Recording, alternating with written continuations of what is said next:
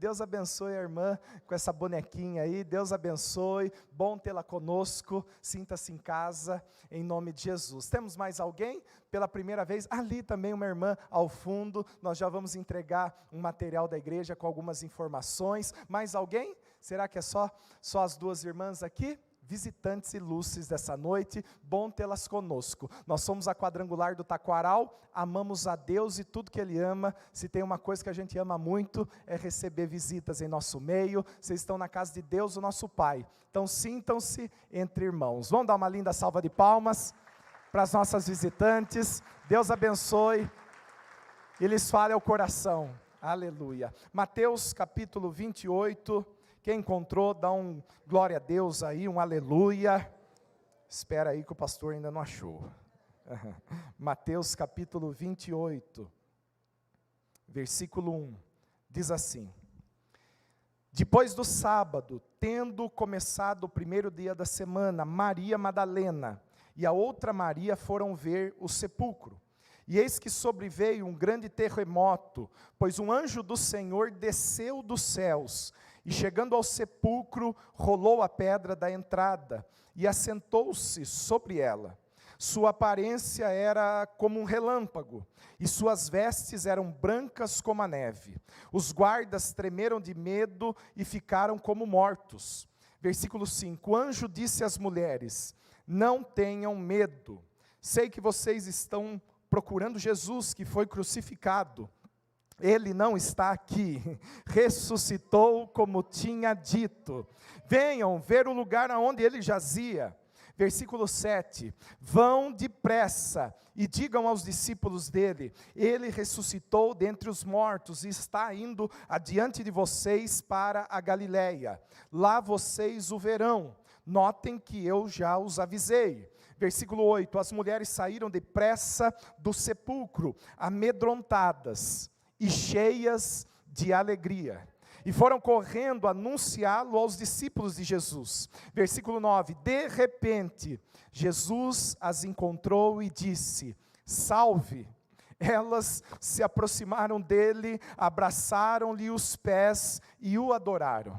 Então Jesus lhes disse, não tenham medo, vão dizer a meus irmãos que se dirijam para a Galileia, lá eles me verão. Amém? Até aí, feche seus olhos. Senhor Deus, que bom meditarmos sobre a Tua palavra, Pai. E queremos sair daqui não apenas com um conhecimento, Deus, histórico sobre a ressurreição, mas verdadeiramente com uma experiência que eu creio, o Teu Espírito Santo pode proporcionar para aqueles que decidem abrir seus corações nessa noite, Pai. Fala conosco, que seja uma noite de renovo, de celebração, mas também uma noite onde nós vamos voltar a confiar nas Tuas promessas, Pai. Em nome de Jesus, amém. Amém. Pessoal, muitas datas foram significativas na história da humanidade. Se você comprar um bom livro de história, você vai ver muitos eventos que marcaram a humanidade, que trouxeram avanços e que fez com que nós chegássemos até aqui. Amém? Mas eu creio que nessa noite nós estamos aqui para reconhecer o dia mais importante da história. O dia que supera todos os acontecimentos que foram narrados aí em centenas de livros. É um dia que não tem a ver com o foguete ou o homem chegando à lua.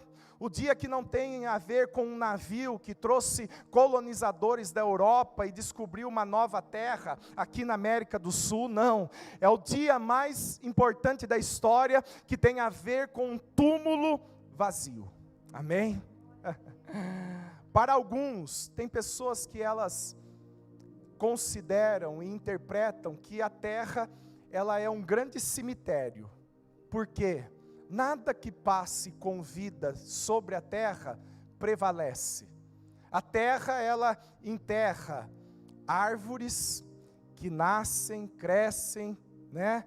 Dão flores e morrem. A terra, ela enterra animais, insetos, dinossauros, pessoas. A única certeza que nós temos quando chegamos a ter vida é que nós temos um prazo de validade.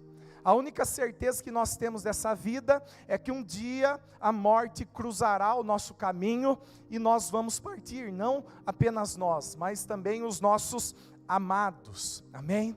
Mas nesta manhã nós estamos aqui para celebrar o fim disso tudo, aleluia, porque o nosso Rei, o nosso Senhor, Jesus Cristo, Ele venceu o nosso maior medo. Jesus Cristo, Ele veio para desmentir talvez essa teoria que diz que a terra é um grande cemitério, porque ela pode talvez até reter o nosso corpo físico, aleluia, mas a nossa verdadeira existência, a morte não tem a capacidade, aleluia, de aprisionar.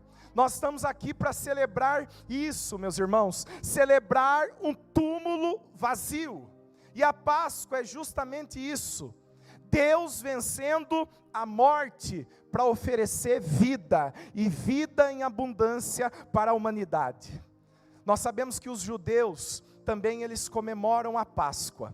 A Páscoa judaica ela foi celebrada na última quarta-feira, e eles têm uma concepção diferente. O que eles celebram na Páscoa judaica é a saída do povo do Egito, com mão poderosa de Deus, junto às 10 pragas que foram lançadas sobre Faraó. Eles receberam esse mandamento que eles deveriam, olha só, por todos os dias, celebrar a Páscoa, para eles se recordarem daquele fato. Deixa eu abrir um parênteses aqui. Tudo aquilo que a gente celebra, a gente se lembra.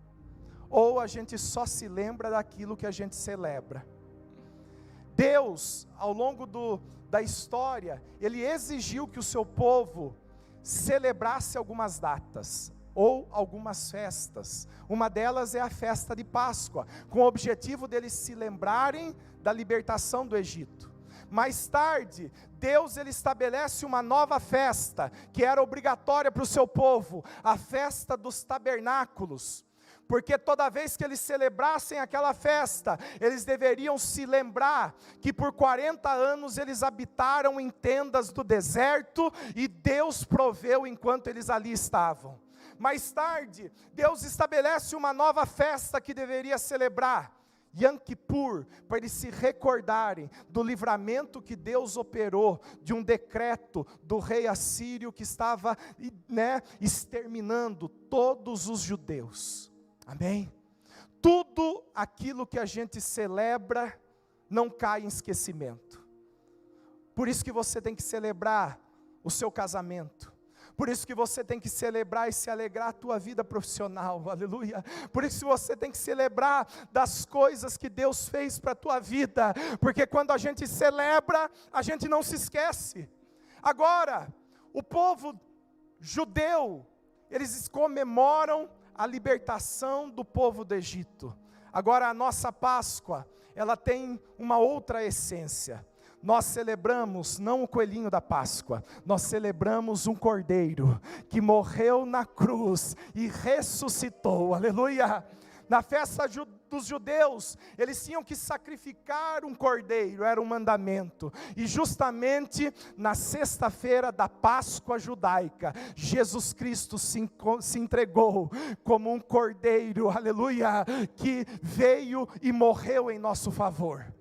Agora, Jesus não foi a primeira pessoa a ressuscitar.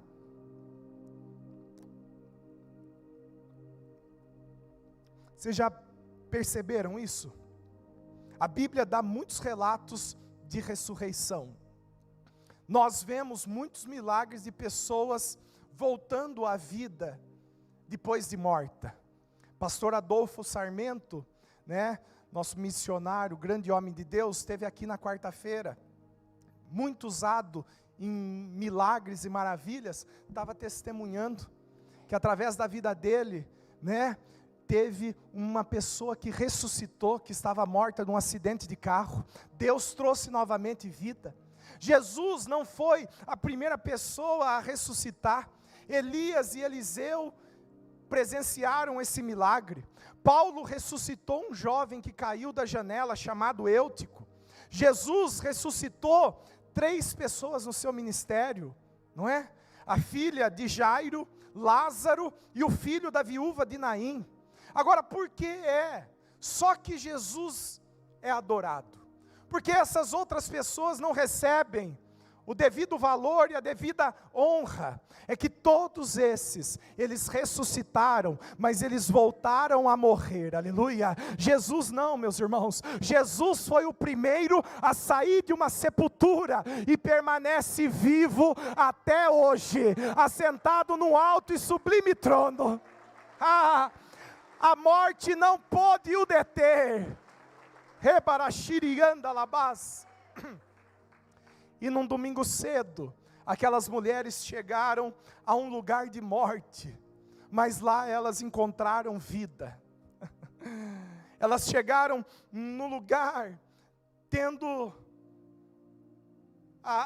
o entendimento de que iam lavar o corpo de Jesus, iam aplicar, ervas aromáticas, ia cuidar daquele corpo tão castigado. Mas agora, o que elas se surpreendem é que o corpo não estava mais lá. E olha só, Jesus, ele vai transformar a cruz, como aqui nós falamos, não apenas num símbolo, mas a cruz, ela se torna não apenas também uma promessa, mas ela se torna uma provisão para aqueles que creem na ressurreição de Jesus. A cruz de Cristo não é apenas uma promessa, mas ela é uma provisão para aqueles que decidem caminhar pela fé. Por causa da cruz eu posso muitas coisas. Repita comigo: por causa da cruz eu posso muitas coisas. E eu quero nessa noite falar sobre os eu posso da ressurreição. Amém? O que é que a ressurreição me capacita ou habilita a realizar? Primeira delas, por causa da ressurreição, eu posso ter confiança em Jesus. Repita comigo: por causa da ressurreição, eu posso confiar naquilo que Jesus falou. Amém? Gente, a ressurreição provou quem Jesus realmente era. Com a ressurreição, Jesus provou ser quem ele dizia ser, ou seja, Deus, o Filho do Altíssimo. Se Jesus não tivesse, naquele domingo de Páscoa, vencido a morte, presta atenção, a gente poderia hoje pegar essa Bíblia e rasgá-la, porque tudo aquilo que ele falou teria sido em vão. Muitas pessoas, elas já fizeram promessas e não cumpriram. Talvez você já foi vítima de uma promessa não realizada, né? Às vezes a gente chega num comércio, a pessoa fala assim: viu, fique tranquilo, é rapidinho, está saindo aqui a sua pizza, né? É 10 minutinhos, e passa meia hora, passa 40 minutos, passa 1 hora. Quem aqui já não foi no dentista? O dentista olhou para você e falou assim: ó, fique sossegado que não vai doer nada. E você quase teve um infarto lá de tanta dor, não é mesmo? Muitas pessoas já prometeram coisas para nós. Talvez pessoas olharam para você e falaram assim: nós vamos ser amigos para sempre. Mas a promessa não se cumpriu. Talvez alguém no altar olhou para você e declarou um sim até que a morte o separe, mas talvez não cumpriu aquela palavra. Jesus, meus irmãos, ele não apenas prometeu, mas ele cumpriu. E por conta dele ter cumprido, nós podemos confiar que tudo aquilo que ele fala, tudo aquilo que ele promete, é uma realidade e nós podemos viver hoje 2000 anos depois. Muitos tentaram dizer que a ressurreição de Jesus era uma farsa. Muitos tentaram dizer que era uma grande mentira. Agora, qual é o fato real em que nós, 2000 anos depois, podemos acreditar que a ressurreição de Jesus não é apenas uma fantasia, não é apenas um conto de carochinha, não é apenas uma ilusão, não é apenas algo que se criou no passado. Quais são os fatos concretos para hoje nós termos a certeza que Jesus ressuscitou? Eu quero meditar em algum deles. Primeiro, a mudança, a transformação que é vista na vida dos discípulos. Daquela sexta-feira da crucificação, os discípulos saíram, como nós vimos aqui, abatidos, decepcionados, temerosos, porque eles achavam que eles também iam sofrer retaliação. Aqueles discípulos eram vistos a portas trancadas, decepcionados. Mas nós vamos ver que depois daquele domingo de Páscoa, após a aparição de Jesus, todo aquele abatimento é transformado, aleluia. Nós vamos ver discípulos que estavam entregues ao medo, saindo corajosos para enfrentar qualquer oposição, discípulos que estavam abraçados com a tristeza e com as lágrimas, após presenciarem, aleluia, Cristo vivo, eles saíram cheios de alegria e confiança. Só a ressurreição, meus irmãos, pode explicar essa transformação instantânea, em ocasião de 3 dias, dos discípulos narrados na Bíblia. Um teólogo, ele escreveu a seguinte frase: não se explica um grupo bizarro, ele usa esse termo, um grupo bizarro de homens, a maioria sem qualificação, sem educação, ter mudado o mundo. Não tem explicação. Um grupo de 12 pescadores, meus irmãos, aleluia, ter transformado a história do mundo, e ter propagado uma mensagem que percorreu séculos, que percorreu milênios, e nos alcançou hoje. É só verdadeiramente crendo que Deus estava por trás disso tudo, e isso não é uma mentira. Outro fato que prova que a ressurreição de Jesus não é uma mentira: o relato das testemunhas oculares. Depois da ressurreição, Jesus ele aparece 11 vezes após a sua morte. Ele aparece individualmente para alguns discípulos, ou individualmente até para alguns estranhos. Quando essas pessoas que eram surpreendidas sozinhas com a aparição de Jesus, começou a propagar que ele estava vivo, sabe o que as pessoas começaram a falar? Eita, isso é alucinação, os caras estão doidos, deve ter bebido alguma coisa aí, imagina. Só que, certo dia, Jesus, ele faz uma aparição, não mais agora individualmente, mas para um grupo de 500 pessoas, repita comigo, um grupo de 500 pessoas, testemunharam Jesus vivo. Gente, 500 pessoas tendo a mesma alucinação, no mesmo exato período de tempo, seria um milagre maior do que a ressurreição de Jesus. Não tem como. Jesus estava vivo, e ele apareceu para centenas de pessoas que testemunharam essa verdade. Outro fato que prova, meus irmãos, é que os líderes romanos e os líderes judeus da época não puderam ocultar essa verdade. Nós estamos falando aqui do Império Romano, gente. O império mais poderoso da terra. Nós estamos falando aqui sobre soldados altamente qualificados, fazendo a escolta de Jesus. O foco de maior perturbação daqueles dias na região da Galileia. Não faz sentido, né? O que nós vemos hoje na SWAT dos Estados Unidos, o FBI, nós estamos falando disso em relação ao Império Romano, que eles estavam totalmente capacitados, treinados e qualificados para quê? Para ocultar o corpo de Jesus. Agora, não se explica o maior poder da terra, o Império Romano e os líderes religiosos, não tendo como mostrar o corpo para desmentir que Jesus havia ressuscitado. Aleluia! Era a mesma coisa como os Estados Unidos, que demorou, mas encontrou Osama Bin Laden e provou, né? E o matou. Não tem explicação.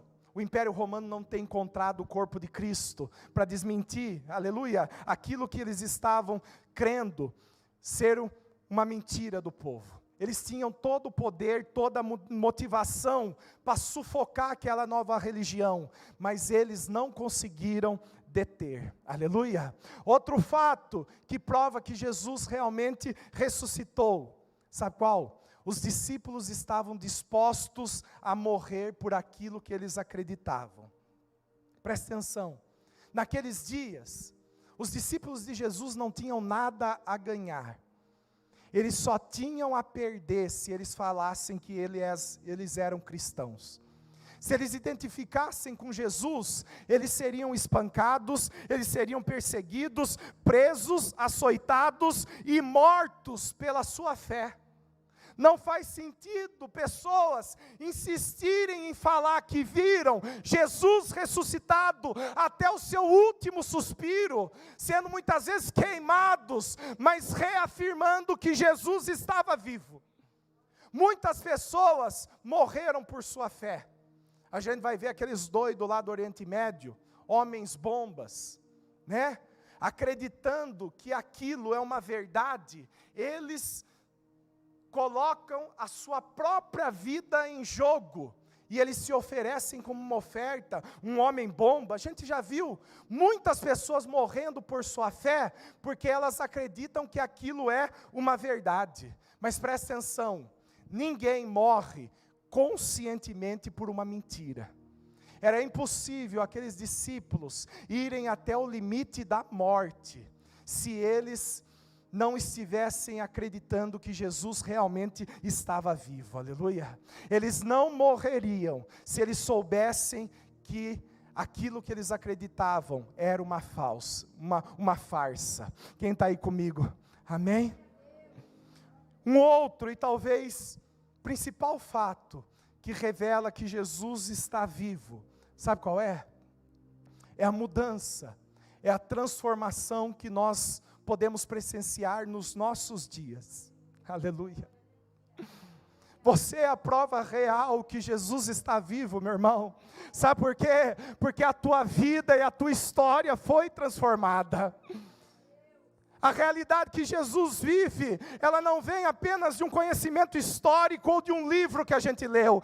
Não, ela vem de uma experiência pessoal, porque nós temos um relacionamento com Ele, porque Ele nos visitou quando nós estávamos caídos. Ele veio, Ele nos resgatou, Ele veio, Ele estendeu a sua mão, Ele veio e nos deu um propósito.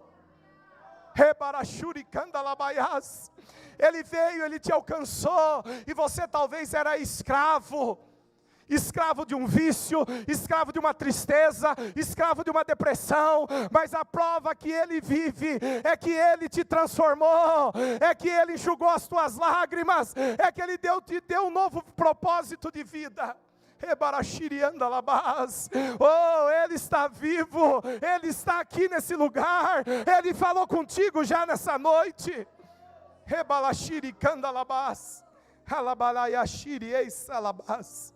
A Páscoa significa que eu posso ter confiança em Jesus, porque Ele é quem realmente disse ser, Ele ressuscitou.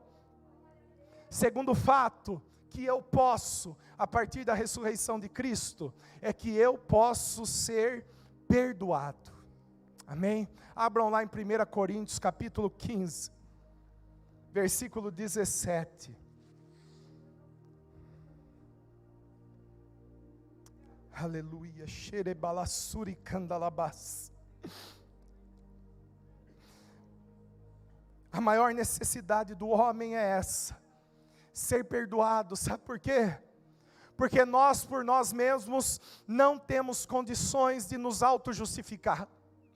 O seu diploma não faz com que você possa ser perdoado. A sua conta bancária, a sua intelectualidade, os teus relacionamentos, a tua saúde, o teu físico, nenhum do teu esforço tem a capacidade de te perdoar, meus irmãos. A Bíblia fala que a nossa autojustiça para Deus é como trapo de imundícia. Aleluia. Nós, por nós mesmos, jamais teríamos capacidade de resolver o problema mais grave da humanidade, que era o pecado, que trouxe uma separação entre nós e Deus. Nós, por nós mesmos, por mais vontade que pudéssemos ter, meus irmãos, a gente não poderia estar novamente nos braços do nosso Criador.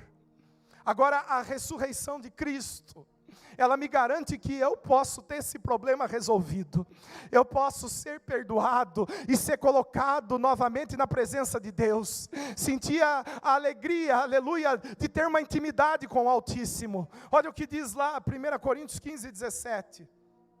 E se Cristo não ressuscitou, inútil é a fé que vocês têm, e ainda estão em seus pecados. Amém? O perdão de Jesus, ele é real. Ele tem poder para te perdoar. Eu não sei qual é a tua história. Eu não sei qual é o teu passado. Eu não sei quantas escolhas erradas você fez na vida, que prejudicou você, a tua esposa, os teus filhos.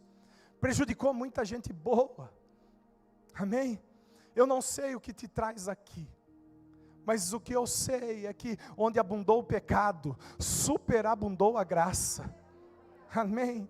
A capacidade de Deus te perdoar é maior do que a tua capacidade de pecar, meu irmão. E naquela cruz, a Bíblia fala que Jesus Cristo, ele riscou a cédula que estava contra nós. Amém? Esse domingo de Páscoa, você tem que se apropriar do perdão de Deus. Amém? Talvez o diabo insiste em vir e confrontar você com o seu passado. Se ele vier, meu irmão, se levanta, se posiciona, roga o sangue do Cordeiro e mostra para ele qual vai ser o futuro dele, o futuro de condenação eterna, porque Jesus já o venceu. Amém? Você pode desfrutar de um caminho que te leva novamente a Deus. O pecado que talvez você cometeu, amém? Ele foi perdoado naquela sexta-feira da paixão. Feche seus olhos. Talvez existe algo ainda que você não se perdoou. Algo que você fez que você ainda não aceita. Em nome de Jesus, olha para Cristo naquela cruz. Aleluia. Ele já pagou o preço, meu irmão. Oh, tudo aquilo que estava contra você, Ele riscou. O teu passado não pode mais se aprisionar nessa depressão. O teu passado não pode mais se aprisionar essa dor e esse sofrimento. Talvez você foi vítima da crueldade de alguém. Oh, mas aquele sacrifício hoje ele te alcança, e ele, em nome do Senhor Jesus, nessa noite, ele sara as tuas feridas, ele estanca isso que está sangrando, ele te dá uma nova vida. Jesus te perdoa. Se perdoa então, meus irmãos. Marcos capítulo 2, versículo 7. Os amigos levam um aleijado até Jesus. Eles abrem o telhado daquela casa por conta da multidão, desce o homem diante de Cristo, e Jesus, todos aguardando, Jesus dá uma ordem para o homem se levantar e andar. Jesus olha para ele e a primeira frase que ele diz é: seus pecados estão perdoados. Amém? Os religiosos ouvem aquilo, eles se insultam, né? Quem é esse que tem poder para perdoar pecados a não ser Deus? Amém? Algum tempo depois passou, a ressurreição veio, e ele pôde provar para aqueles homens que ele tinha, sim, esse poder para perdoar pecados. Não apenas o seu que está aqui nessa noite, mas Deus também tem poder para perdoar os pecados daqueles que estão lá fora, aqueles que ainda não reconheceram a Jesus como Salvador. E você vai ver que na ressurreição, meus irmãos, houve uma certa insistência do anjo de Jesus, toda vez que aparecia para os discípulos, ele dava a seguinte ordem: vão e falem para os discípulos que eu estou vivo. O anjo olha para aquelas mulheres e ele diz: vai depressa e conta aos seus discípulos. Eu creio que nós também, num domingo de Páscoa como esse, nós precisamos ter a responsabilidade disso tudo que Deus está fazendo na nossa vida. Nós podemos desfrutar do Cristo vivo em nós, não pode morrer em nós, aleluia. Há um convite dos céus para que você vá e propague também a experiência que você está tendo aqui com Ele. Nós vamos ver no início da igreja primitiva, todas as pregações, desde Pedro, no Pentecostes, falava sobre ressurreição. O tema principal das epístolas de Paulo era a ressurreição. Por quê? A ressurreição, ela tem o poder de atrair o que está perdido, aleluia. Comece a propagar essa verdade, que Jesus está vivo na tua vida. Quando as pessoas perceberem que na tua vida Jesus vive, pode ter certeza que você vai atrair aquele que está distante, aquele que está desanimado, em nome de Jesus. Terceiro, eu posso, da ressurreição, eu posso ter uma nova vida. Posso ouvir um glória a Deus por isso? Eu posso ter confiança em Jesus, eu posso ser perdoado, mas eu também posso viver uma nova vida. Como assim, pastor? Que tipo de vida? Meus irmãos, quando a gente tem uma experiência com Deus, a gente não apenas recebe salvação da nossa alma, perdão dos nossos pecados. Jesus, Ele oferece para nós regeneração. Repita comigo: regeneração. Sabe o que é isso? Deus transforma a natureza. O que Jesus faz em nós é uma metamorfose, é algo parecido com aquela transformação de uma lagarta para uma borboleta. É por isso que no batismo nós associamos o descer da pessoa às águas com um enterro. Por quê? Porque aquela velha vida morreu, aleluia, e ela precisa ser enterrada com os seus delitos, porque Cristo Jesus deu uma nova vida para ela. A ressurreição nos providencia uma nova vida. Quando Jesus, Ele entra na tua história, meu irmão, Ele te dá uma nova vida, primeiro, com propósito, amém? Você passa a entender, meus queridos, que a sua vida não tem a ver apenas só com você, com os seus desejos, com as suas vontades, não, mas tem a ver com o que Deus tem para mim. Quando Cristo entra na tua vida, você começa a perceber que você não está aqui por acaso, que você não é um acidente, pelo contrário, você faz parte de um projeto maior, um projeto celestial, para que você possa ter sentido aqui, e você seja direcionado para a eternidade com o Pai. Nós passamos a ter um novo propósito, uma nova paixão, quando a gente reconhece o motivo pelo qual nós estamos aqui, que a gente não está aqui simplesmente para sobreviver, mas nós estamos aqui, aleluia, fazendo parte de um projeto de Deus para cumprir certos propósitos. A sua vida, ela começa a ter mais entusiasmo, aleluia. Você não coloca mais o seu eu no centro, mas você coloca o próprio Deus e a vontade dEle, porque é a vontade de Deus que vai te guiar nesse caminho da abundância, que você vai acessar tudo aquilo de bom que Ele tem e planejou para você enquanto você estiver vivo aqui. A nossa nova vida, ela nos dá um novo propósito, um novo entusiasmo, e ela nos dá uma coragem para vencermos os nossos medos, amém?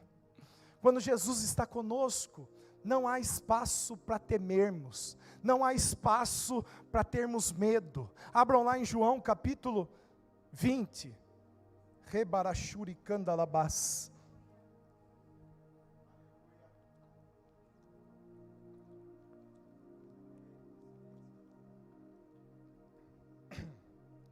Evangelho de João capítulo 20,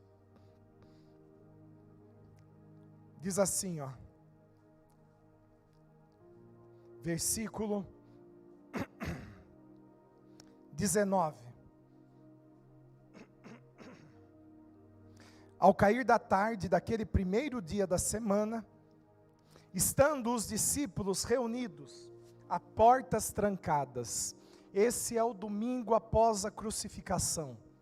Os discípulos ainda não tinham visto Jesus ressurreto, e eles se encontravam abatidos, amedrontados, num lugar fechado, com medo da perseguição.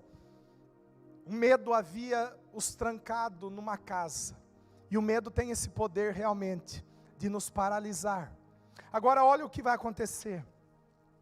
Jesus entrou, pôs-se no meio deles e disse: paz seja com vocês. Tendo dito isso, mostrou-lhe as mãos, o lado. Os discípulos alegraram-se quando viram o Senhor. Novamente Jesus disse: paz seja com vocês. Nós vamos ver, meus irmãos, que a ressurreição, ela providencia paz em meio ao nosso medo. Amém? Talvez hoje você tenha vivido dias de incerteza, dias onde você tem sido paralisado pelo medo, não sei. Talvez seja o medo de uma doença, o medo de um desemprego, o medo de uma conta que está por vencer, o medo em relação aos teus filhos, mas a ressurreição, meus irmãos, ela nos garante que nós podemos desfrutar de paz. Aleluia, Deus ele nos capacita com uma paz, para nós enfrentarmos aquilo que porventura esteja de oposição, nos aguardando do lado de fora daquela porta. Jesus não transformou a realidade externa, mas Jesus os capacitou com uma paz, que foi acompanhada de coragem, para que eles pudessem levantar a cabeça, e eles pudessem se opor, aleluia, diante de toda a resistência. Sabe o que significa? Que paz, meus irmãos, não tem a ver com as circunstâncias estarem favoráveis, porque as circunstâncias não tinham mudado em nada, mas ainda assim eles desfrutaram de paz, porque paz tem a ver com uma presença, e a presença que voltava agora estava ali no meio deles, e eu profetizo em nome de Jesus, essa presença está aqui nessa noite, essa presença também te visita. Talvez o problema permanece lá do lado de fora, mas a presença está aqui, e ela vai te capacitar com uma paz, em meio à dor, em meio ao sofrimento, que uma paz visite e alcance o teu coração nesse instante.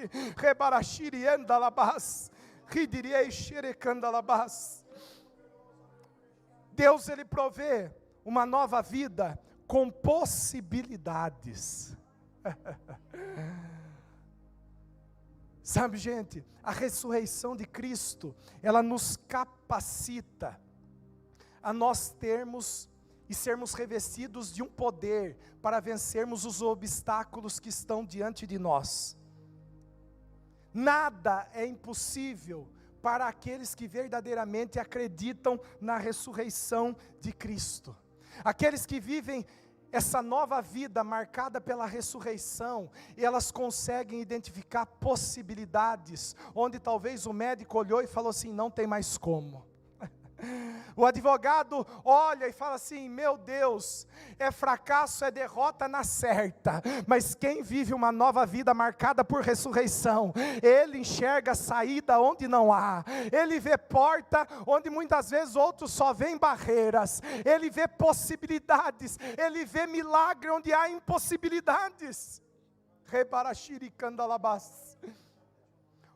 Nós somos revestidos para viver uma nova vida com pureza. Repita comigo: uma nova vida com pureza. Gente, nós podemos vencer a maldade, e nós precisamos reconhecer que nós somos maus. Nós somos maus. Nós temos uma propensão àquilo que é errado, infelizmente, faz parte da nossa carne. E olha o que vai dizer lá em Tito capítulo 2, versículo 14. Tito capítulo 2, versículo 14. A Bíblia diz assim: Ele se entregou por nós, a fim de nos remir de toda a maldade, e purificar para si mesmo um povo particularmente seu, dedicado à prática do quê? De boas obras. Nós não podemos desistir das pessoas, meus irmãos. Porque se Jesus alcançou a nossa vida e nos transformou, Ele pode também transformar o mais miserável, o mais cruel pessoa lá fora. Essa semana, nós fomos surpreendidos com uma notícia trágica, de um homem que entrou numa creche e assassinou 4 crianças. Qual é a minha primeira reação quando eu ouço aquilo? Como eu queria estar lá, com o mesmo machado que ele fez aquilo com as crianças, fazer o mesmo com ele. Não foi essa a sua vontade? Não foi essa. Isso só revela que a mesma maldade que há naquele homem, há em nós também. Porque quando desperta em nós o desejo de fazer o mesmo com ele, a gente está se colocando na mesma posição e na mesma condição. O Espírito Santo só abafa um pouco uma maldade que é interna, inerente a nós. Aleluia. Mas a Bíblia fala que a ressurreição, ela tem a capacidade de pegar o mais cruel pecador e transformá-lo numa nova vida com boas intenções. Nós não podemos desistir das pessoas. Você não pode desistir do teu marido, você não pode desistir do teu filho. Se você verdadeiramente crê que Jesus está vivo, você precisa acreditar que ainda hoje Deus pode visitar essa pessoa e trazê-lo novamente para a presença dEle, pode transformar a história dEle.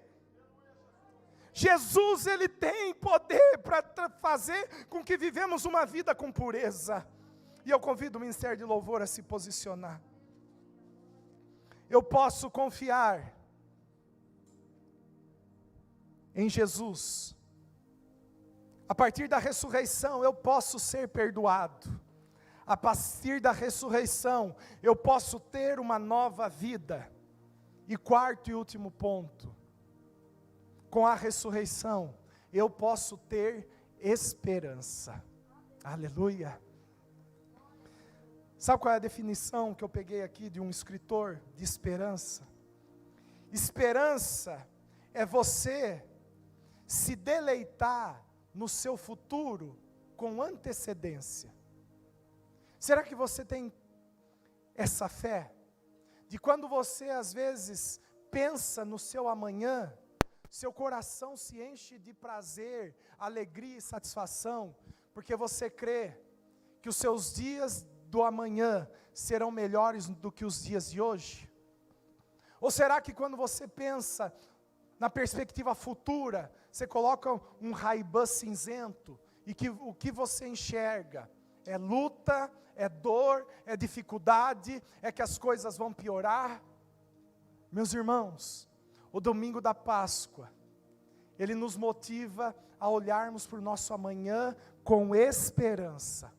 Em todos os aspectos, tanto no aspecto terreno, e eu quero citar um milagre da ressurreição, onde os discípulos, decidindo voltar às suas antigas vidas, porque Jesus havia morrido, eles vão pescar, João capítulo 21, e a Bíblia fala que eles pescam a noite toda e não pegam nada. Nós vamos ver um grupo de discípulos desanimados, sem esperança de que naquele dia eles iam ter o sustento.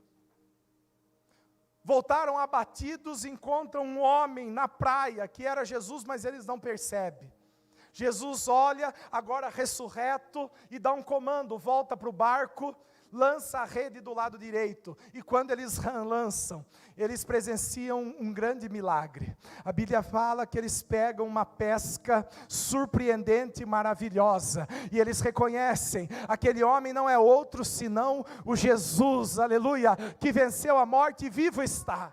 Olha só, Jesus, ele resgatou a esperança daqueles homens, numa provisão que eles não confiavam mais ter naquele dia, e a Bíblia fala que quando eles voltam, Jesus está na areia da praia os aguardando, e a Bíblia fala que sobre as brasas havia peixe e pão, e Jesus aguardando aquele povo, sabe para quê? Para matar a fome deles. Talvez você está aqui hoje angustiado, e pensando que o seu amanhã talvez não vai ter a provisão. A ressurreição de Cristo, ela nos garante, meu irmão, vai ter a provisão, as suas necessidades serão supridas, vai ter peixe na brasa, vai ter pão, meu irmão. Deus, Ele vai potencializar o teu esforço, para fazer com que a tua rede seja cheia, e você viva o milagre em nome de Jesus. Você pode ter esperança, que nada vai te faltar em nome de Jesus. E por último, nós podemos ter uma esperança nos dias vindouros.